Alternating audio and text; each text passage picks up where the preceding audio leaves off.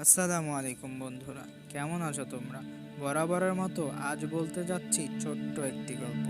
মনে রেখো বন্ধুরা, গল্প শুধু গল্পের জন্য নয়, গল্প জীবনের জন্য, গল্প শিক্ষার জন্য। নদীর ধারে একটি জাম গাছে এক বানর বাস করত। সে প্রতিদিন একটি কুমিরকে জাম খাওয়াতো। এভাবে তাদের মাঝে বন্ধুত্ব হয়ে যায়। একদিন কুমিরের বউ বানরের কলিজা খাওয়ার বায়না ধরে। কুমির বউয়ের কথা রাখার জন্য বানরকে গিয়ে বলে, চলো আজকে আমাদের বাসায় নিয়ে যাব মেহমানদারির জন্য। বানর সরল মনে কুমিরের পিঠে চেপে বসে। নদীর মাঝে কিছু দূর যাওয়ার পরে কুমির বানরকে সত্য বলে দেয়।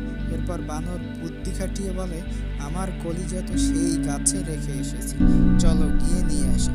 অতঃপর বোকা কুমির তাকে আবার গাছের কাছে নিয়ে আসে। বানর এক লাফে গাছের মাথায় চলে যায়। শিক্ষা: জীবনে বন্ধুত্ব একটি প্রয়োজনীয় গুরুত্বপূর্ণ সম্পর্ক। তাই এই বন্ধুত্ব যেন ভুল মানুষের সাথে না হয়, সেদিকে লক্ষ্য রাখা খুবই জরুরি। আর বন্ধুরা, এই শিক্ষামূলক গল্পটির জন্য লাইক, কমেন্ট, শেয়ার এবং সাবস্ক্রাইব করতে ভুলো না কিন্তু।